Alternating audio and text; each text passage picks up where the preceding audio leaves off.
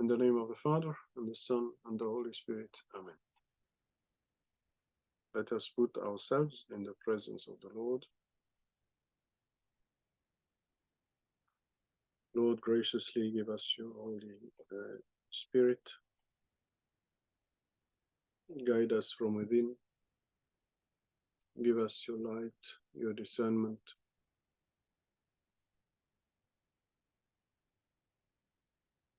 Enkindle our heart with the fire of your Holy Spirit. We ask you this through the powerful intercession of Our Lady, who is always present among us. Hail Mary, full of grace, the Lord is with thee. Blessed art thou among women, and blessed is the fruit of thy womb, Jesus. Holy Mary, Mother of God, pray for us sinners now and at the hour of our death. Amen. Father, Son, and the Holy Spirit.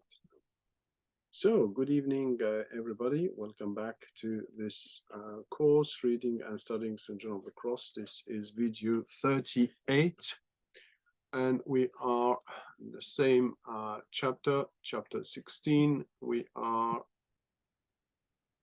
sorry, paragraph 13. So, let me just share with you the screen so you can follow. So we left it here, the last lesson. John of the Cross was explaining the action of God in us, how he takes us away from the creatures, draws us closer to God. And we stopped more or less here. So I will go back to paragraph 13, read this bit and continue, if you don't mind. Well hidden then and well protected is the soul in these dark waters when it is close to God. For as these waters serve as a tabernacle and dwelling place for God himself, they will serve the soul in the same way and for a perfect protection and security. These dark waters is this capacity to feel or perceive what is happening, though it remains in darkness, wherein, as we have said, it is hidden and protected from itself and from all evils, because they can't access where God is. We already saw that in the last lesson. For to such the words of David refer in another psalm, where he says, "Thou shalt hide them in the hiding place of thy face, from the disturbance of men. Thou shalt protect them in thy tabernacle from the contradiction of tongues." Herein we understand all kinds of protection. So let us see all the different types of why they protect us. For to be hidden in the face of God from the disturbance of men is to be fortified with or in this dark contemplation. I think in is better, but anyway, fortalecidos en esta oscura contemplación. Through, with, but I prefer in. Inside of it, it's the action of God. Against all the chances which may come upon the soul from men. It's not chances, it's just the occasions of temptations and so forth. And to be protected in this tabernacle from the contradiction of tongues is for the quote, of course, is for the soul to be engulfed in these dark waters, immersed, full of, which are the tabernacle of David, whereof we have spoken. Wherefore, since the soul has all its desires and affection weaned, and its faculties set in darkness, it is free from all imperfections which contradict the spirit, whether they come from its own flesh or from other creatures, Wherefore the soul may well say that it journeys in darkness and secure. Now, again, we are in the dark night of the spirit. So the desires, affections, weaned are here spiritual desires and affections, not God. We need to make the difference between God himself, Jesus himself, and the spiritual goods, which sometimes we seek. So to be weaned from the desires and affections and have our faculties, the upper faculties, mind, will, and memory, the conscious ones, set in darkness. Set in darkness means not seeing, not sensing spiritual things. And this is more secure, infinitely more secure. Saint Teresa of the Child Jesus says, the majority of people desire to see God. And she says, I did the exact opposite. The more people want to see God, the less I wanted to see God. But why? Why? Because I know that we can't see him while we are on earth. But we need to translate that in St. John of the Cross language. It means I know that my mind, my conscious will, my conscious memory cannot perceive or see God, the very nature of God. Because only my spirit can see. Okay? So be careful here when it says desires, affections, and faculties, etc. We are talking about the dark night of the spirit. We're not dealing with sensual attachments to material things or earthly goods and so forth. No, we're talking about spiritual goods, which can be desired more than desiring the naked Jesus himself. Why do I love God? Why do I love Jesus? And how do I love Jesus? Do I love him for himself, regardless of anything, any consolation that can I receive and so forth? Or I love him because I now will be receiving things from him that I can see, sense, and so forth. You see? There is likewise another reason, which is no less effectual than the last, by which we may understand how the soul journeys securely in darkness. He's trying to make his point, that if you are in darkness, you are more secure. How the soul journeys securely, I would add something here, because it's in darkness. You see, the causality, it's important. I am secure because I am in the darkness. Because I'm not trying to sense, I'm not trying to feel it, or I'm deprived from it. So it's more secure if I'm deprived for it, because I can't see, I can't sense, by definition, God. Okay, so securely because it is in darkness, or while, yeah. It is derived from the fortitude by which the soul is at once inspired in these obscure and afflictive dark waters of God. Now, you asked me, Rebecca, in the previous lesson, how does it feel? How does it look? Let us try to see what St. John of the Cross is trying to say here.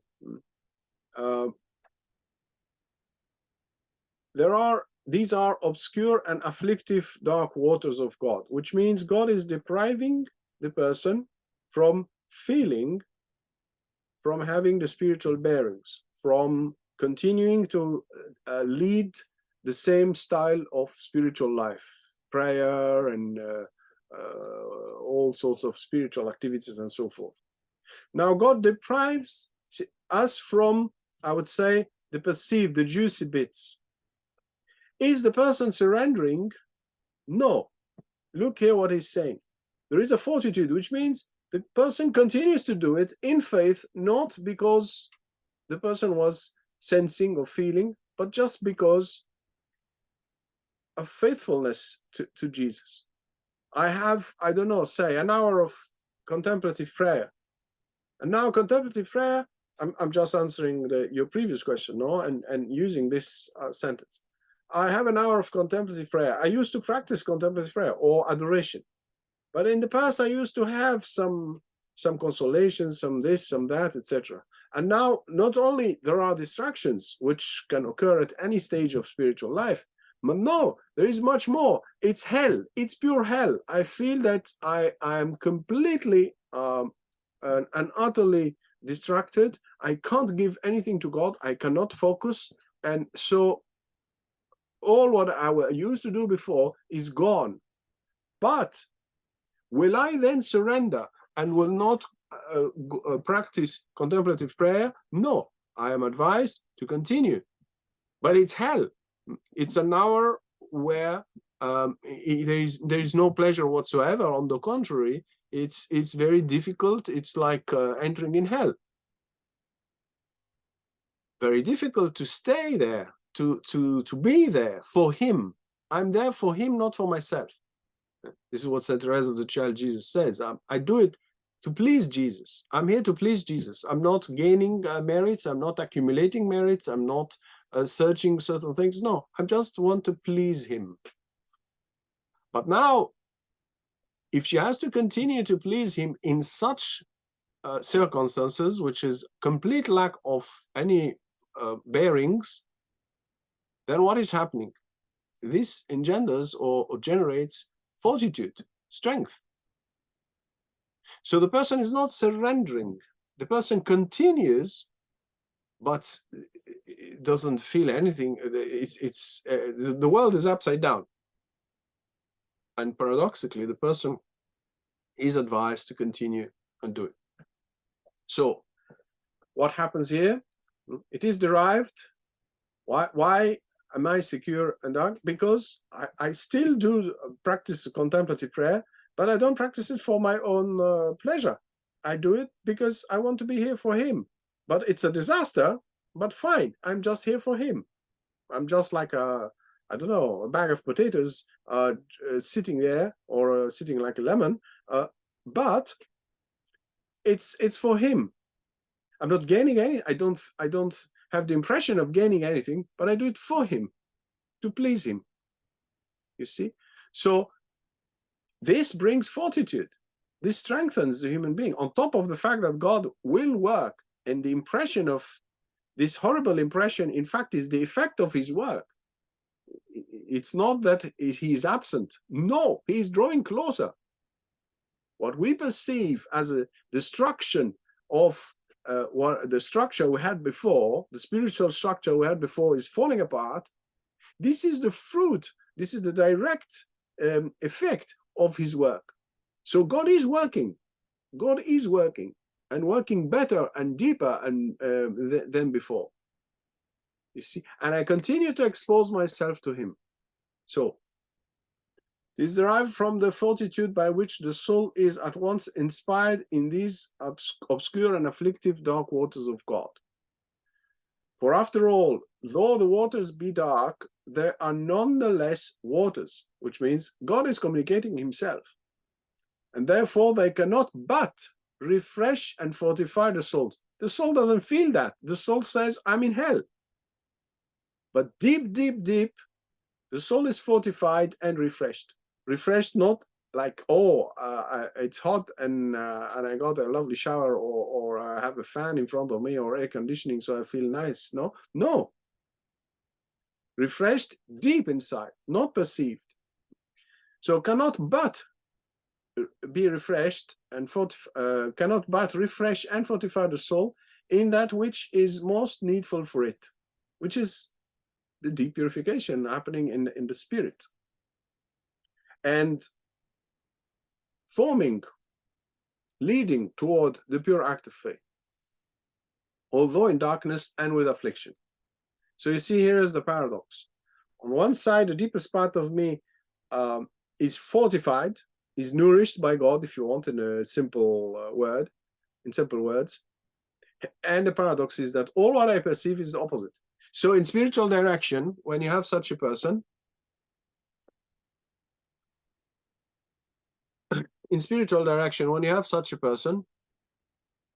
one has to be very careful, very careful. One needs to not base the judgment on the actual state only. Well, it's important to know a little bit the history of the spiritual history of the person, because otherwise you base your judgment and you rush into conclusions, and this is a disaster. It's not because a person is going through a difficult time that you coin it immediately dark night. No, no, no, no. That's not serious at all. One needs to know a little bit the person. Why? You remember at the end of last lesson when you asked me the question and say, we are dealing with a fervent person. So I need to know if the person is keeping doing what he or she was doing before. What was his or her life before this new stage?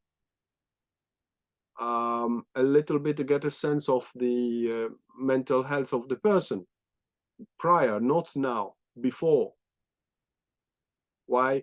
Because you need to understand from where it comes.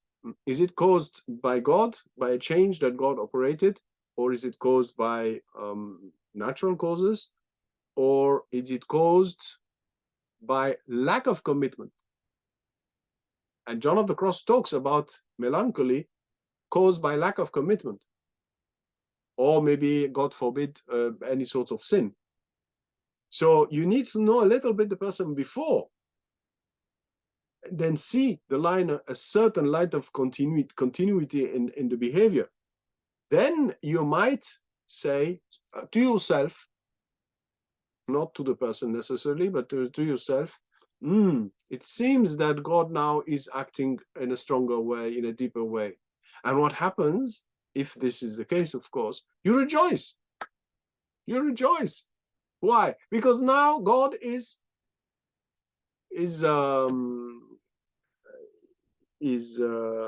handling it by himself. He's taking how can I put it? The words are escaping me. If you have words, please give them to me. He's in charge directly of the person. You see, while before he was, yeah, you have an expression. No, holding you or keeping you or directing. No. In charge. This new intervention of God with the contemplation is can be described by God saying, okay, now I will recreate the person. So this is unique in the history of a human being. It's more than creation. It's recreating the person. So it's a unique moment, but he is handling it directly, not through mediations. You see? So if in spiritual direction you witness something like that inside of you, you not necessarily show it to the person, but you rejoice. You cannot not rejoice. It's not possible, because this is finally we are about to cross. You see what I'm trying to say? Finally, God is working directly, not remotely, if you want. So it is a great cause of joy. Why? Because I know the person doesn't perceive it this way. The person has the impression that his or her world is falling apart. But if you really, I would say, know the person a bit before, what the person was doing and so forth, and sense what the person is still doing and so forth, you cannot but rejoice, because finally some serious change is occurring right now, and nobody else on earth can realize that. This is you grow miles in few minutes, while you can spend years just walking few inches. You see here, the speed goes utterly divinely exponential. Okay, so let me share again.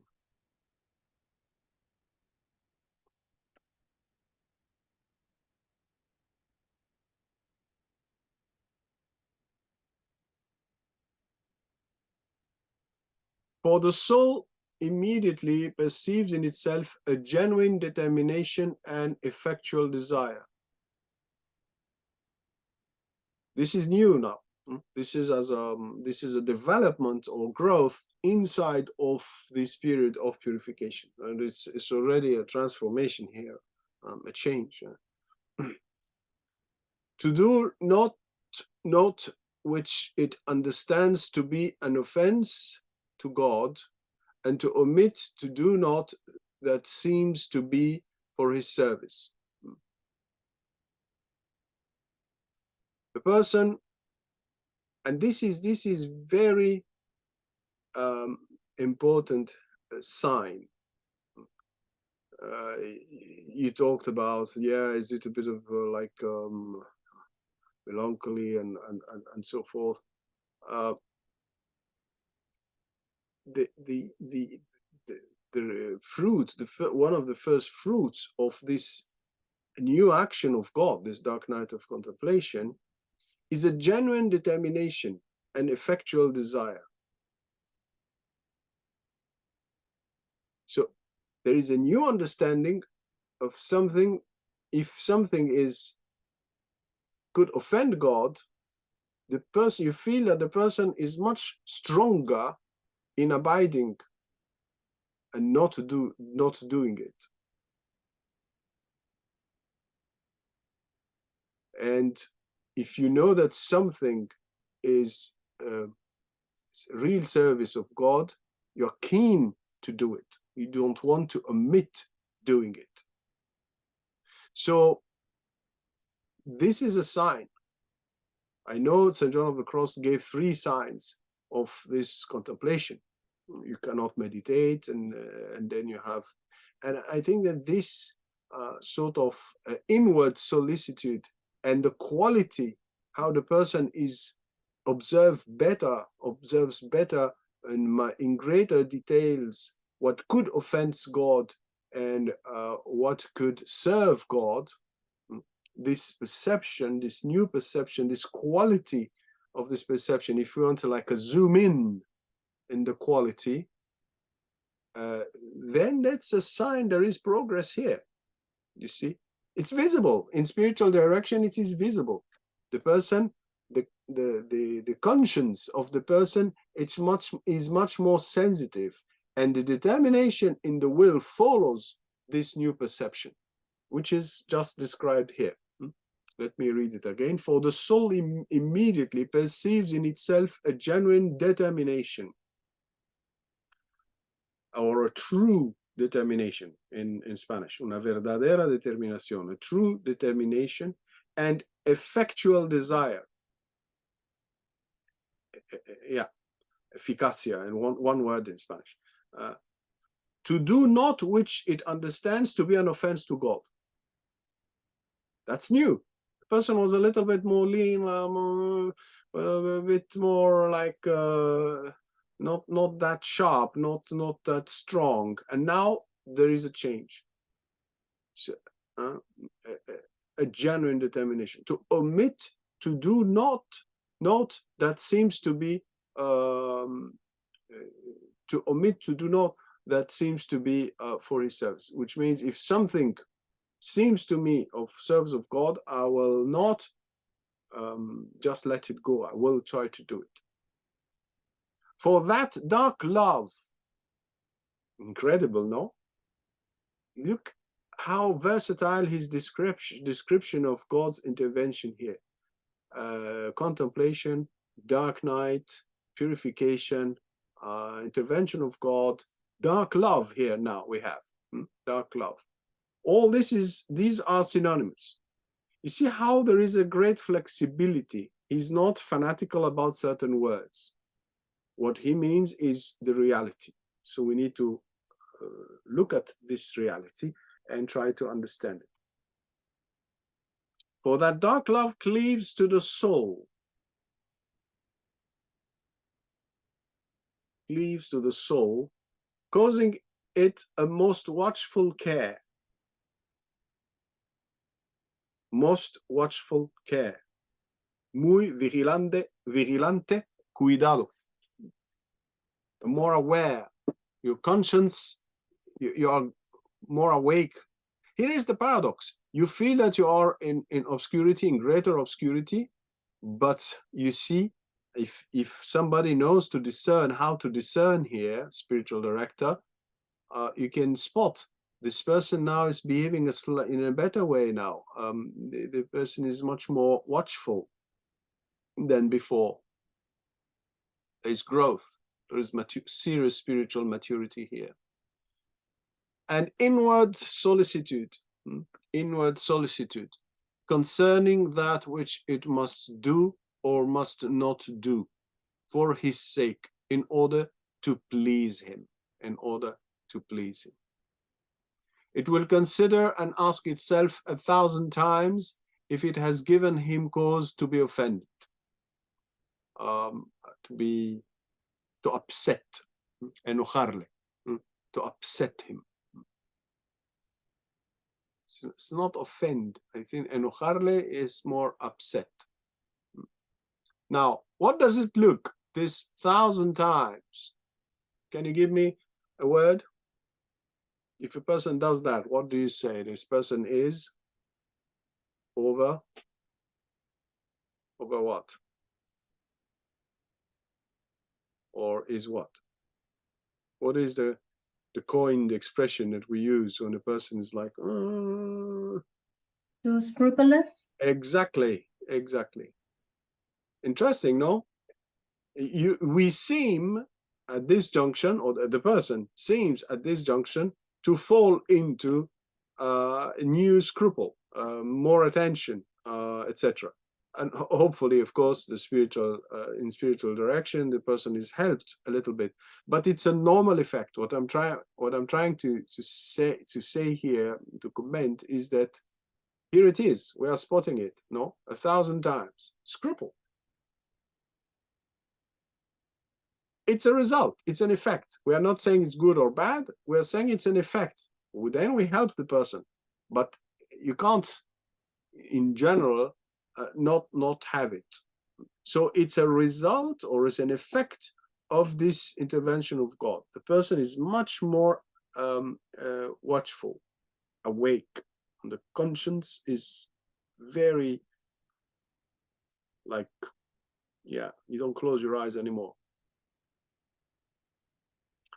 It will consider and ask itself 1,000 times if it has given him cause to be upset, and all this it will do with much greater care and solicitude, cuidado y solicitud, than before. So you see, you compare. Is there a change in the human being? Yes, there is a change in the human being. Is there an intervention from God? Of course, there is an intervention of God. The interesting thing is that the notion of experience is a little bit, should be understood in how can I put it? In a refined way. There is another expression, it's escaping me. In the sense that, does the person have a certain perception? Yes, but it's not a positive perception here, it's a negative perception. But is the person is changing in his or her behavior? Yes. Improving? Yes. So there is experience, there is a change, but you need to know how to learn how to read that in a proper way. Okay? So because here's the paradox, there is no consolation than before, compared with before. But there is a greater perception, a greater, much greater care and solicitude to abide with God's will and to please Him, and to feel that you might have annoyed Him or upset, or rather upset Him, and so forth. And you are asking yourself, this is a change. This is of the level of experience. Yes, there is a change. You can observe it. But is it a change like, oh, I had this and I had that and I felt this and I felt that and it was amazing and incredible and I had this vision or that thing or that? No. So you see, we are still on the level of, yes, there is an experience, but and offering a diagnosis of the experience and an interpretation of the experience, explanation rather of the experience. So when he says here, then before, this is why I said you need to know the person. You cannot say, oh, yes, it is the Dark Knight, because you just heard the person is telling you some horrendous things happening. No. You need to know a little bit the past of the person, the recent past, how the person was behaving, and when the change happened, what exactly happened. So a little bit of knowledge, of knowing rather the person is important in order to sort of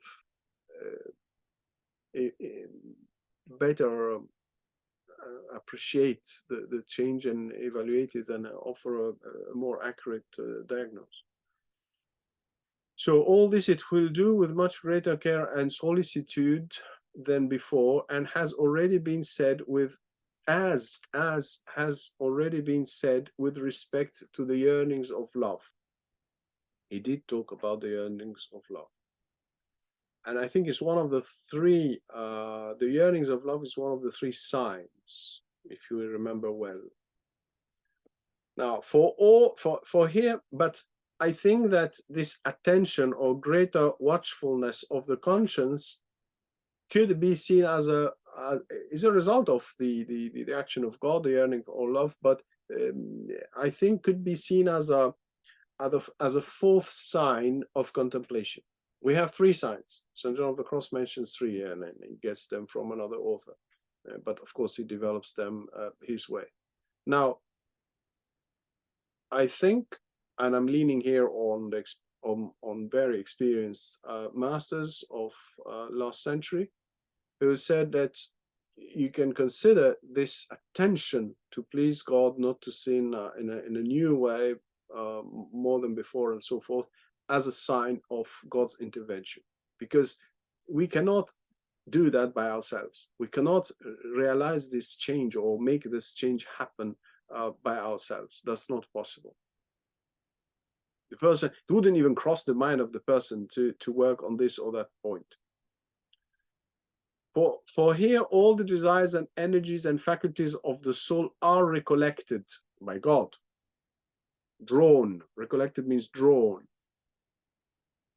From all things else. From the creatures, he sucks me in, he attracts me where he dwells. We saw that in the last lesson and in the text above. And its efforts and strength are employed in pleasing its God. And I would say only in pleasing its God.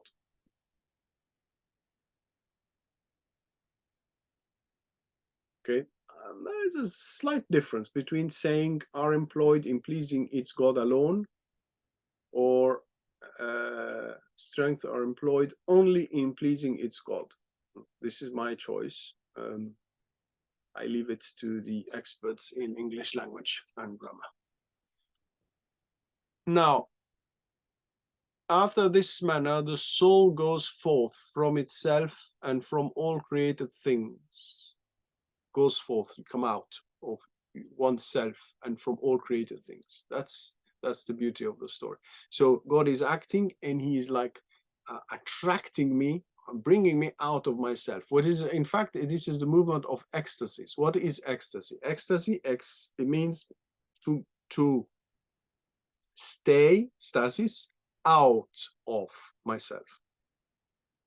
What does ecstasy, the etymological meaning of ecstasy is ex, which means out, stasis means to stay, so to be out. But where is out? In God, in fact. Ecstasy means to enter in God, to be in God. And this is the result of God himself. Remember here, when we say for all desires, energies here, and faculties of the soul are recollected. What is this are recollected? This is God's action. No, they're not are recollected because of us, because of our effort. Nothing, zero. They are recollected because of this new action of God. Nobody can realize this change. God only can realize the change. You can do all the exercises you want, practice all the virtues you want in all your knowledge and books you can find on earth. You will not be able to move 1 inch ahead in this direction at this junction. Impossible. This is purely the result of God's action, because we are moving, we are taking off. So we are not anymore on the earth of the old man. We are taking off toward the functioning and the manners of the new man, who is made by God himself. On the make, right now. Okay? So the green here is God's action, because of God's action. What is the result of God's action? To come out, sale de sí misma, to come out of myself and from all created things, toward and stay in the tabernacle of God, or in these waters, in God himself, to the sweet and delectable union of love of God. Now, be careful. When he says the sweet and delectable union of love of God, be careful, you might read it, it is delectable to the conscious soul. The answer is no, I'm so sorry. It is delectable for the spirit. Because if it was delectable, if it were delectable for the soul, this means that it is a created grace communicated to us, while that's not the case. So it is quote unquote sweet, quote unquote delectable to the spirit. You see how you read St. John of the Cross, otherwise you fall into wrong interpretations. And the coming chapter is solid on that. I recommend chapter 17. Absolutely. He will say things that could annoy lots of people. Why? Because he will say union with God is not what you think. It's something else. So we are about to have a sort of a greater explanation of where we are heading. Is it something where you are like swimming in the graces and consolations, or is it something else? You see?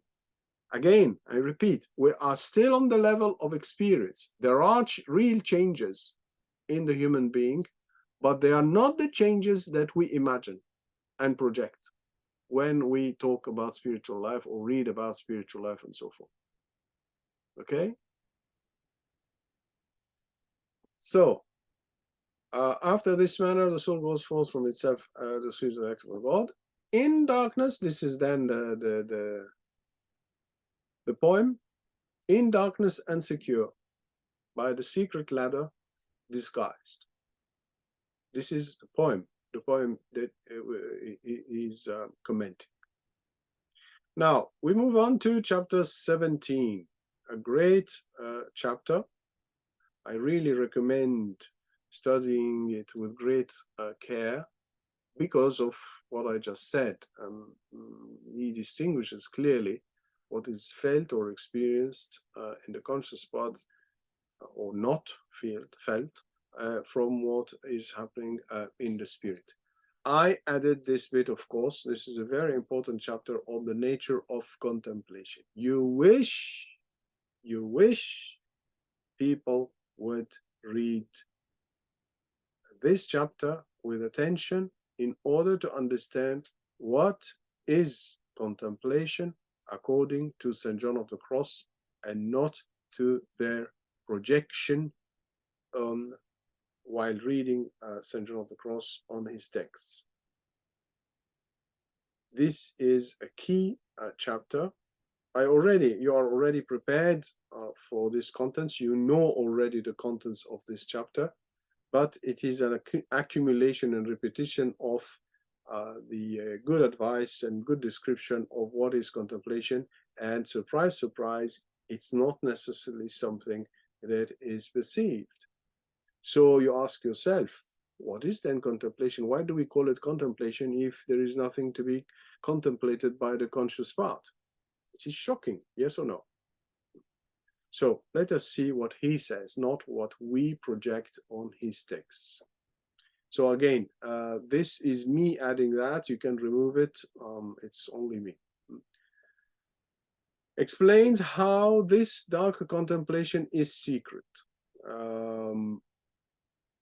The Spanish just says, he puts the second verse and then he adds this and explains how this dark contemplation is a secret. So, pones el segundo verso.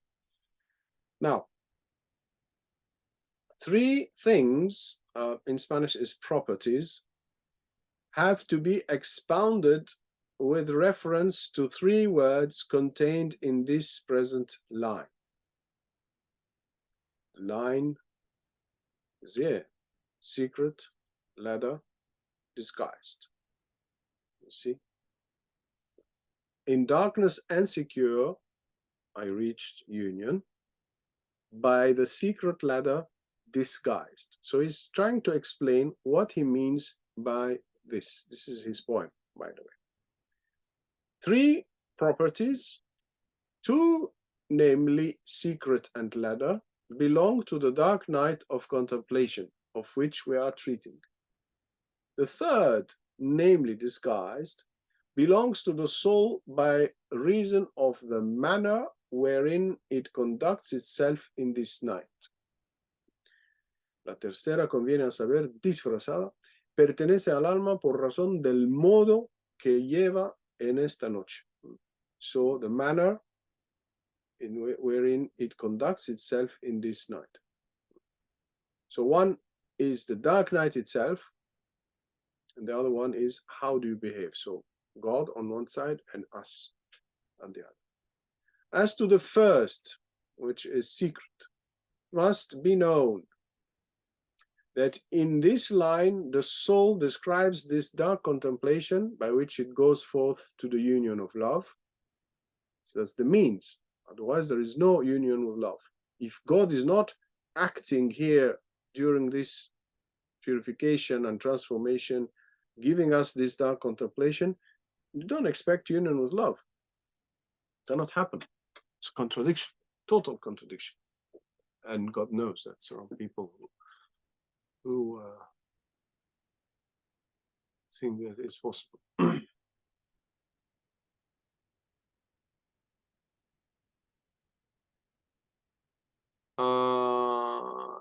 As a secret ladder, because of the two properties which belong to it, namely its being secret and being ladder.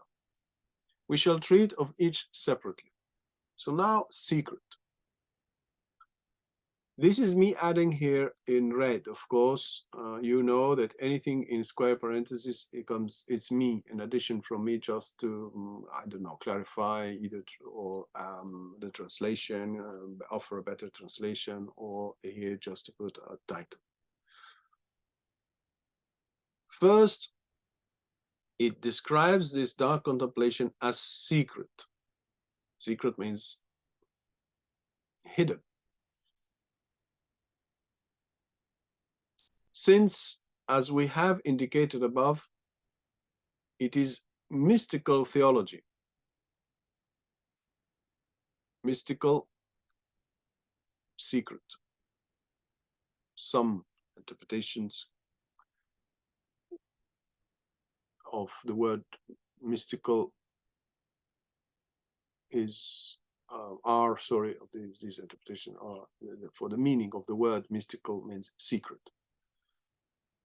There are different definitions of the word mystical, from where it comes, the etymology, and so forth. So I think he is using one of the most known in his time, which is mystical means secret, which theologians call secret wisdom, and which St. Thomas says is communicated and infused into the soul through love. Now, I don't want to lose time here. I did lose time when I prepared this passage, trying to find in different commentators and different footnotes where this is seen in St. Thomas Aquinas. Fine, there is a constant quote, but it's just one passage in his entire work. I don't want to spend too much time on it. Yes, he's quoting St. Thomas, but the quote that we find, he doesn't give any reference.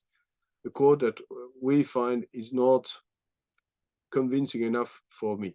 You find different passages also in St. Thomas Aquinas. You want to spend time, I can send you the different possible quotes, etc. But for me, it's not convincing enough. With all due respect, of course. So which text is he quoting? We don't know.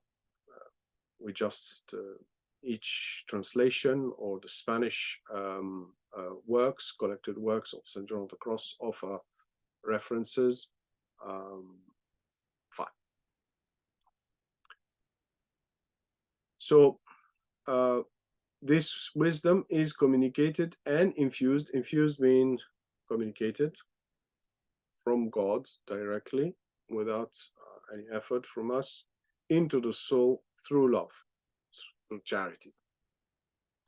This happens secretly and in darkness, so as to be hidden from the work of the mind and of the other faculties. I added conscious. Of course, the word conscious, the word experience are modern words. You will never find them, as far as I know, in the works of St. John of the Cross, because they belong to another time and it's another culture. But I insist, I wanted to put conscious here just to help the reader understand that we are talking about the perception. So, again, the mystical theology, which is God's communication to us, communicated and infused to the soul. When you read soul, you put spirit if you want. This happens secretly and in darkness. Secretly and darkness for the soul, for the conscious part, so as to be hidden from the work of the conscious part, the mind and of other faculties. This is why I tried to distinguish. So soul here, I would put spirit, which is beyond consciousness or perception. And of course, I put here conscious for the mind and the other faculties. This is fundamental. Contemplation is essentially communicated to the spirit.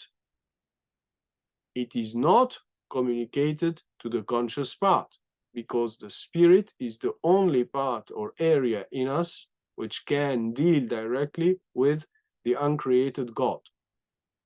If we depart from this understanding, we are not following anymore St. John of the Cross. We can be following any other author, that's fine, everybody is free, but you cannot claim that this is what John of the Cross is saying. Here it appears in this passage, in this chapter, very clearly. It appears in other places. I recommend reading the last stanza of the Spiritual Canticle, whichever version you have. It is very clear. He says it also. He distinguishes what happens in the spirit, what happens in the soul.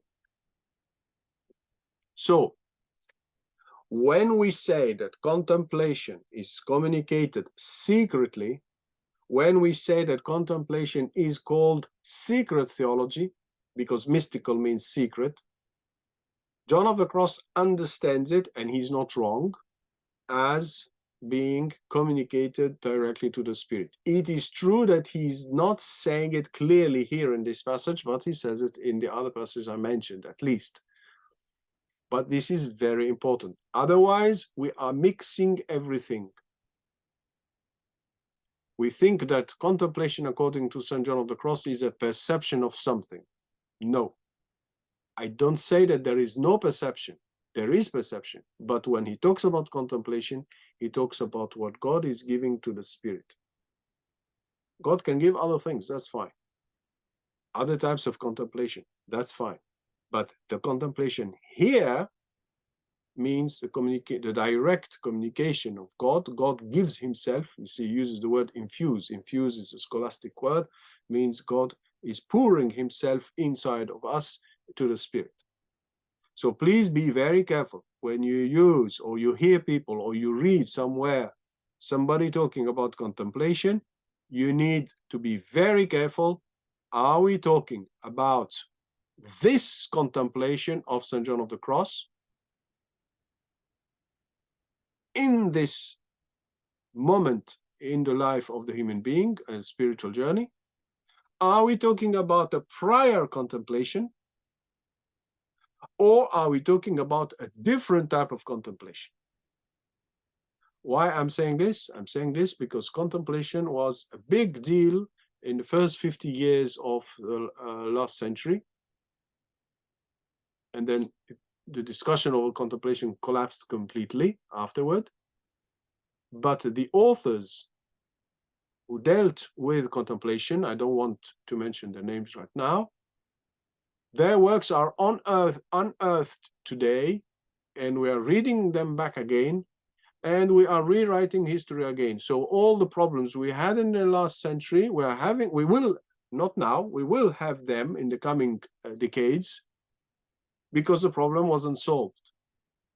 Simply because we do not read John of the Cross, we do not read what he says. We project on his texts. His text is quite clear on this subject. Otherwise, it's a mess. If you consider that contemplation is something to be felt or to be experienced, or you read it explained in this author or that other author, with all due respect, they can be very great authors, it's not correct. This is why we have this course. This course is leading us today to this lesson, where it is a greater opportunity for him first, because we are following him, not anybody else, to understand his notion of contemplation in a proper way. If this course has a meaning, I think it's because of this point here that he is trying to explain. What is the meaning of contemplation? Because are starting again this decade and the coming decades about talking again about contemplation. Well, we are still in the same level of problems and misunderstandings of what happened in the first 50 years of last century. So be very careful, please. There are various types of contemplation. It's not one. Even in St. John of the Cross, you have different levels and of degrees of purity of contemplation. And if they are not understood, we go back to mixing everything. And it's a disaster because, as you can see here, contemplation has practical implications and fruits in our life. This contemplation is supposed to really change us deeply. But as you can see, the use of the words, he's very versatile when he wants to talk about contemplation. Sometimes he talks about God communicating himself. Sometimes he talks about mystical theology. Sometimes he talks about, I don't know, the Holy Spirit and so forth. So it's the same, but what matters is where are we exactly in the growth and what is God doing, okay? And if you have any questions, please don't hesitate to ask your question now, or if you want to prepare them for next time, that's fine, okay? So please, please, please, I beg you, let us not lose more decades on trying to read authors who didn't give us a clear understanding of contemplation. I'm talking about great authors of the last century, and their works today, I can see them being unearthed and republished again, but they are not talking about St. John of the Cross contemplation as he is explaining it. And the paradox or the frustrating thing is that they claim that the contemplation they're talking about is his contemplation. That's not true at all. So please, I beg you, If this course has a meaning, it's because of what we are doing right now in this lesson and the coming lesson. Of course, he paved the way to reach to this point. We already know what we are about to see. We already know it. I just explained it a few minutes ago. There's nothing new, but it's concentrated a little bit more in this chapter. Okay? So I'm afraid we'll have to stop here. So with hopefully with great pleasure, we will explore this chapter, this teaching on contemplation, and hopefully we will have a better understanding of what is contemplation. What is this contemplation, not other contemplations, because there are other types of contemplation, there are other levels of contemplation. That's fine. Okay? Sorry if I'm a bit passionate, if you want, I don't know how to name it, for this subject of contemplation in St. John of the Cross, but I think it's just because this is what I do, this is what I studied all my life, and this is what I received from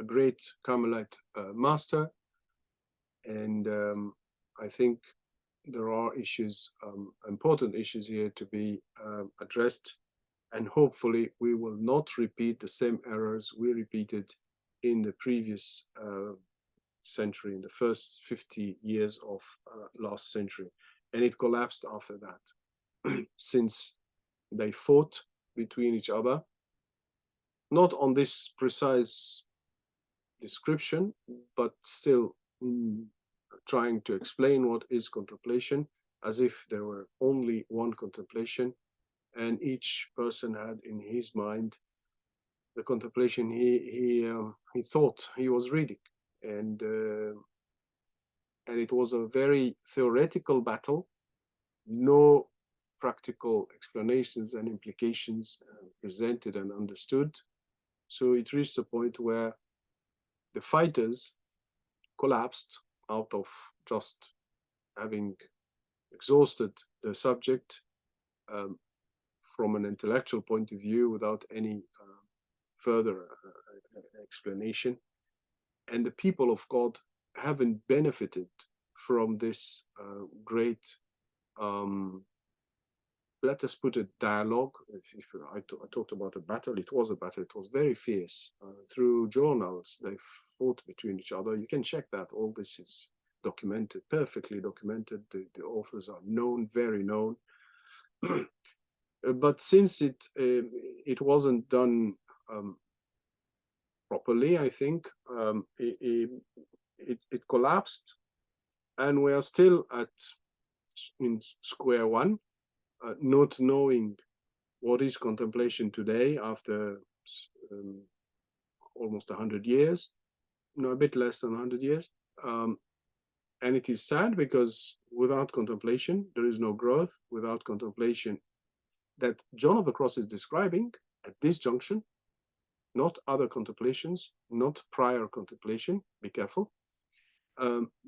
Contemplation here, as you can see, is an intervention of God in our life. It's not necessarily something to be seen or noticed. And it realizes a deep change in us as we are watching it in his text. And without this transformation, without this new intervention of God, how on earth can we talk about holiness? God is the author of our transformation, of our own holiness. We don't know what is holiness. Everybody talks about holiness, but who knows what is holiness? It's God who knows what is holiness. It's God who enacts this holiness in us, who transforms us and purifies us. So if we are not capable of understanding that there is a phase in our growth in spiritual life where God intervenes, we are not capable of describing it. We are not capable of acknowledging it, discerning it. If we project our thoughts on the text and on what St. John of the Cross is saying, it's a disaster. Because how can you identify it? How can you help a person grow in it? You are projecting on the text, you are not receiving the text. You are adding to the text, you are reading something that is not in the text, and hopefully you will see it again this coming lesson if God gives us life and faithfulness, you see. So if we're not capable of receiving this teaching about God's intervention, you see, I'm not using contemplation now, I'm talking about God's intervention, new intervention in our life, then how can we talk about holiness? Now we define holiness what? Heroic practice of virtues? I mean, come on. That's not enough as a definition, you see. And we're still working on this definition. This is how we declare somebody a saint. Well, thank God we lean on a miracle, so God still intervenes and indicates. But apart from that, what is holiness for the people of God? If everybody is called to holiness, what is holiness? How holiness will be realized in us, will be enacted in us? We don't know the journey. You are reading the text of St. John of the Cross with me.